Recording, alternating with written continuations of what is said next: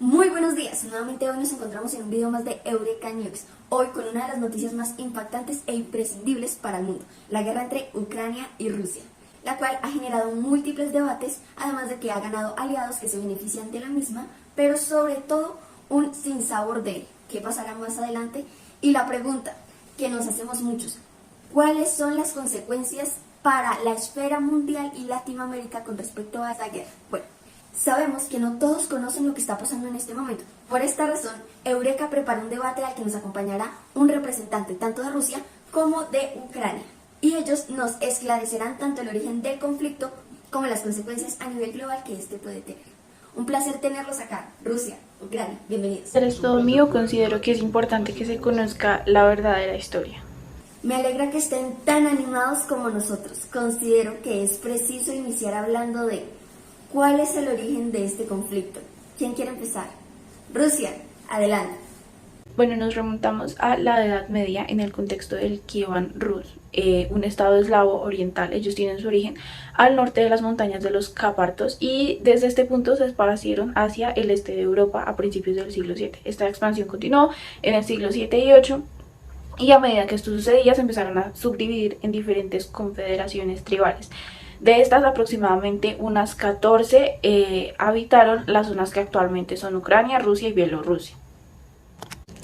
Los asentamientos eslavos eran normalmente numerosos pero pequeños. Usualmente se vivían en pequeñas aldeas con 4 a 70 viviendas y para defenderse era común que construyeran empalizados. Y estos lugares también les servían como lugares de reunión y para que tuvieran sus actividades de culto, etc. También no tenían un gobierno centralizado ni gobernantes. En cuanto a comercio, las pequeñas tribus se convirtieron en poderosos conglomerados que llegó a ser una de las sociedades más sofisticadas en Europa, con una economía floreciente. Esta daría origen a las actuales Rusia, Ucrania y Bielorrusia. Los rusos fueron un antiguo pueblo de cuyo nombre derivan los nombres de Rusia y Bielorrusia. Su origen e identidad aún son muy discutidos por los historiadores. Sin embargo, este fue el pueblo que habitó actualmente lo que ocupa Ucrania, Bielorrusia y parte de Rusia.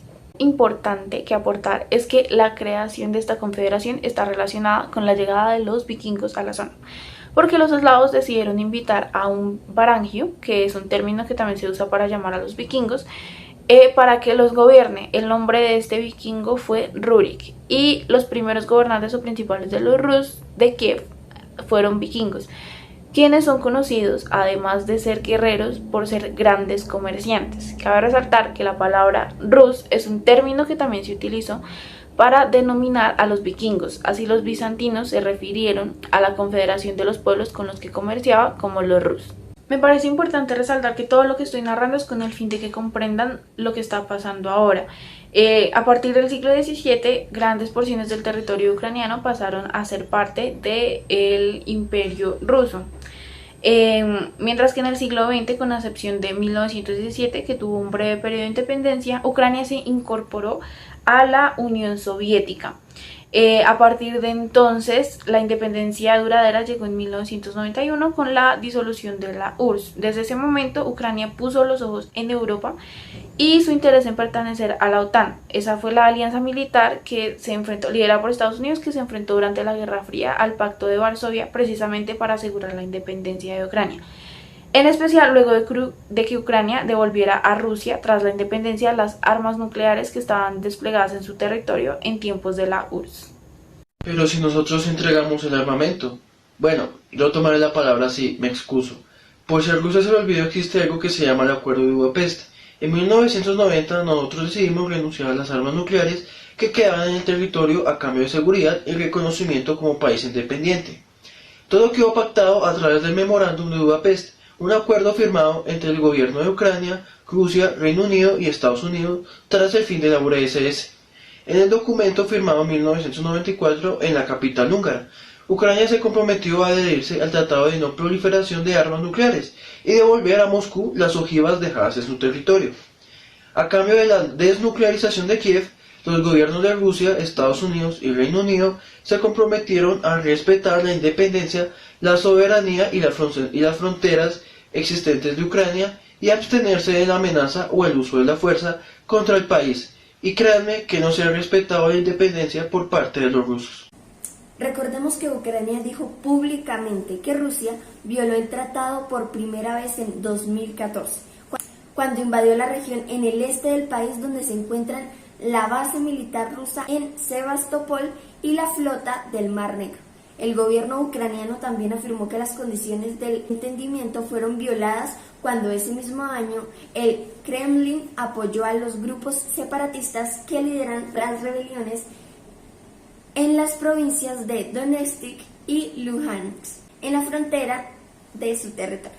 El conflicto en la región ya ha dejado más de 14.000 muertos, sin nombrar los cambios en la esfera global que han pasado y que vienen.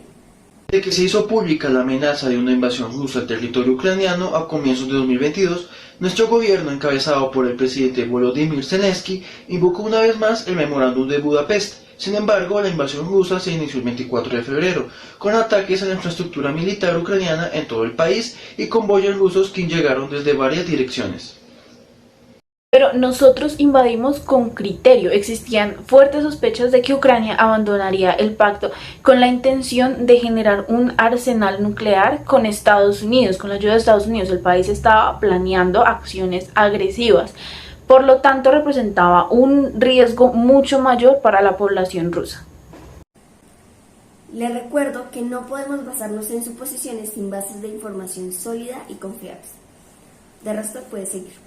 Es indudable que se ha dejado su huella en la geopolítica. Algunos expertos pronostican una renovada división en bloques geopolíticos y económicos del este y del oeste, con Rusia y China de un lado y la Unión Europea y Estados Unidos del otro. La clave de la OTAN es que establece un principio de defensa colectiva.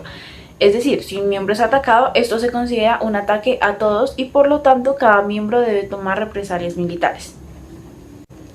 Si bien el perfil de la OTAN había bajado hasta el punto que el presidente francés Emmanuel Macron en el 2019 consideró que sufría de muerte cerebral, la guerra en Ucrania está haciendo que esta alianza militar más poderosa del mundo pase otra vez al centro del escenario, debido en gran parte a los temores sobre el proyecto imperialista de Putin para Rusia. Finlandia y Suecia, países tradicionalmente neutrales, solicitaron oficialmente unirse a la alianza. Vladimir Putin considera que la OTAN es una amenaza para Rusia y ha advertido en repetidas ocasiones las consecuencias que tendría si acepta a Ucrania dentro de ella. Y los críticos analizan y dicen que su expansión hacia el este equivale a una provocación. La OTAN ha estado suministrando armas y equipos a Ucrania, aunque ha denegado la petición del presidente ucraniano Vladimir Zelensky de imponer una zona de exclusión aérea sobre el país. Podríamos decir que por el momento la OTAN continúa con su delicado acto de equilibrio para no desencadenar una tercera guerra mundial. ¿Qué consecuencias ves tú, Ucrania, con respecto a lo que está pasando? Ucrania es uno de los mayores graneros del mundo. El país europeo produce alrededor de la mitad del aceite de girasol, el 15% del maíz y el 10% del trigo del mundo. El conflicto ha cortado estas exportaciones y Rusia sigue bloqueando el grano en los puertos ucranianos del Mar Negro. Este bloqueo se ha dejado sentir especialmente en los países que dependen de las importaciones de cereales de aceite de cocina ucranianos, como Egipto e India respectivamente. Pero las repercusiones son mucho más amplias. Algunos advierten que la guerra contra Ucrania, junto con las condiciones meteorológicas extremas debidas al cambio climático y la conmoción económica causada por una pandemia, está generando una crisis alimentaria mundial. En el mes de mayo, la ONU advirtió que los niveles de hambre en todo el mundo han alcanzado un nuevo máximo y añadió que decenas de millones de personas podrían enfrentarse a una hambruna prolongada debido a la guerra. En mayo, unos 23 países habían impuesto restricciones a la exportación de alimentos, lo que indica que la seguridad alimentaria está disminuyendo. Eso es sumamente importante. En la esfera global, con este conflicto, todos nos vemos afectados, hasta Colombia y los demás países de Latinoamérica. Colombia se está viendo afectado por el incremento de los precios de los fertilizantes, ya que esto conlleva el incremento de los precios en la canasta familiar. Además de los bloqueos económicos impuestos a Rusia por los diferentes países, obligan a que Colombia busque estrategias para abastecer la demanda de fertilizantes con el fin de no sacrificar la producción nacional de alimentos, que no solo nos beneficia a nosotros, sino que también hace que podamos exportar a otros países. Muchísimas gracias a todos los que nos vieron y sobre todo a los representantes. Fue un placer que estuvieran en este espacio y nos compartieran un poco más de las situaciones que se han venido desarrollando. De igual manera seguiremos siempre al tanto de lo que está sucediendo y esperamos que se resuelva sin inconvenientes mayores. Gracias por este espacio. Eso fue todo en Eureka News. Hasta la